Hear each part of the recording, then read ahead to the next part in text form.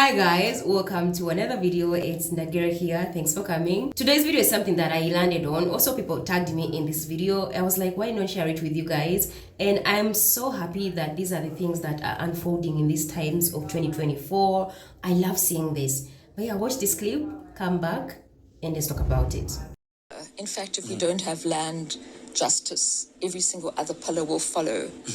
And I've often said the best way to humble whiteness, which is very arrogant, is to take away land, which doesn't belong to us actually. But a people cannot be economically viable. They cannot be economically in flourish without land. The dignity of the black child is dependent on land. Land is more than an economic entity. It speaks to the soul of a people. So that has to happen. And I mean, it's so disappointing that the ANC has been so reluctant to hand back land, but it tells us a lot. And I must say, just to speak about a personal experience, I was invited, strangely enough, to the ANC Land Summit in 2017, I think. And I was quite appalled at the level of discussion that took place there. They tended to bring in white experts. When we were finally writing critical papers, the scribes, once again, were whites. So the ANC accorded a lot of status to white people speaking about land, which is actually quite ridiculous because we are land thieves. So what I think in the discussion of land, and I've written about this, is that land return must happen without white people. The fact that there's consultation with white people, the land thieves, is ridiculous. A bold government would have just taken land back, actually. And all land, not only land for economic rights, but land for justice, to try and make right some of the historical abuse and genocide, really. As you've seen in the video, that's a white South African who is calling out her people and her government, especially the ANC, that it's not doing, or it has not done, the bare minimum ever since apartheid, ended, to the black people in South Africa, especially when it comes to what I understood, land, like giving back land to the original owners who are black people in South Africa. And it's something that I'm seeing what is happening to the places where there is majority of white people, even though they are the minorities in Africa, but the places that they are living in, they tend to take control of the things that are happening in those countries. Namibia, Zimbabwe, South Africa, be able to have a place and name it a black owned place where only black people can access that kind of a place, and also have your own currency. The way you look into South Africa where they have orania, that's just something that you can never ever do in the Western countries. I really don't understand how we've reached a point where we have normalized such places, let's say in South Africa. I know you guys somehow accept it, which I'm not so sure about. And some people will come and be like, why are you talking about South Africa? We are in peace. This is something we live with. It's white only place and we are abiding by that. That's something that you can never do as a black person in the Western countries, but it's okay for us in Africa to normalize, be like, it's okay. It doesn't make sense. Like, I don't even live in South Africa, but seeing that my people have to be denied to access their lands of their ancestors by the people that came and invaded us, and they have the rights, actually. They are so much arrogant with so much entitlement that they feel they were the chosen ones. You're not in your own country, but you're giving rules in the country. Imagine if you come into my house and you take over my house, and then now you want to give me rules and regulations in my own house and tell me where to go and not where to go. It's the same thing that I talk about in the African continent. We talk about how Christianity is African religion, Islam is African religion, but our people had to be enslaved, our people had to be taken down for them to believe the religion that was already in the African people. Like, why would someone come from the outside world to come and teach you about the God that you already knew about, and literally have to take your life away for you to accept that God, that religion that you already had in the continent? Like, make it make sense. So it's really this entitlement of people that makes you hate a whole group of people.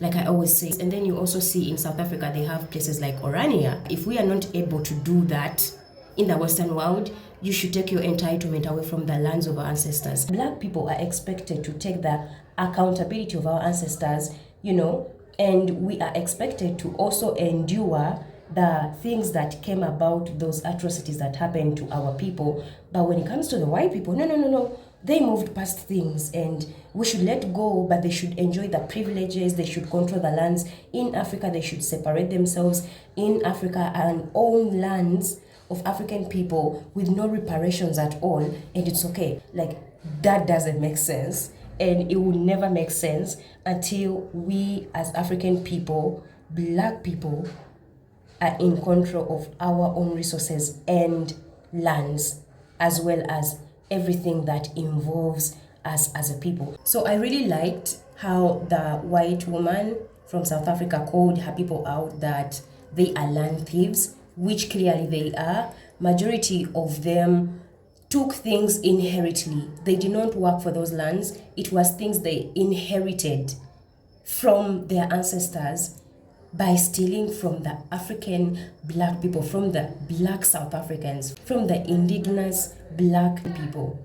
But they have the audacity to, you know, give orders. Also talked about how she was invited in a meeting of ANC where there was a lot of white people talking about land, which also didn't make sense to me, because if you are a government in power and you want to talk about land involving the people that were affected, who are the Black South African people, why on earth would you be involving the white thieves, the white people that came and stole the lands of the Black people? Like, what do you expect them to say or do in those meetings? Like, for them to give the lands free back to the people? Like, those meetings don't have to involve the same people or the descendants of the people that came and took everything that belonged to the Black people. If you are in power as ANC and you say you are dominantly a Black, you know, government,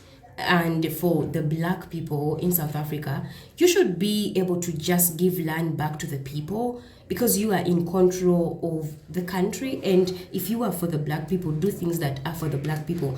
But if you have to also have meetings where majority of the people to discuss the land problem affecting Black people have to be the white South African people, the white people, then you are just a puppet government pretending to be a Black dominated government, but working for the minority group, which is the white people in South Africa, and it's not doing any justice to the Black people living in that country. So this also affects us all as African people, where we see that we cannot control ourselves as African people. It always has to be involving a white skin somewhere for us to make ourselves grow as a people. It doesn't make sense. These are Black governments that are showing they are for Black people, but in fact they don't really do things that are for the Black people. Like, land is more than an economical thing for us as Black people. It is an empowerment, because when you have land, you are in power. That's why she also talked about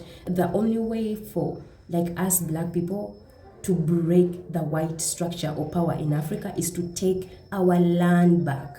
Because if we take our land back, they don't have any way to come and settle in or even take any control in anything that involves our resources or us as a people. That makes a lot of sense, and that's why I'm so strong on calling the diaspora people to come in the continent and buy land, invest in land. African people do invest in land. Yes, we have the privilege of, you know, inherently getting it, but you need to also work hard from the diaspora. Come in and reclaim your land. Yes, it's not going to come in an easy way where they're going to give it to you in a free will, but come and buy, come and invest in that property. I mean, I believe in that, and that's the only way that we are going to grow as a people. So I love that these people are coming out, videos are coming out, white people themselves are waking up and seeing that this is an unfair treatment that these people, Black people, are going through, and we need to speak up. So like I said, every time I come across videos where they are calling out their own people, I'll talk about it, I'll bring it on this platform, and yeah, guys, let me know what you think about this. I'm so glad that I get to have this platform where I can share my views, but also, get to know what your opinions are on these situations. Yeah, guys, that is it for me in the video. Let me know what you think. Thanks for watching. Don't forget to subscribe. I'll see you in the next video. Bye.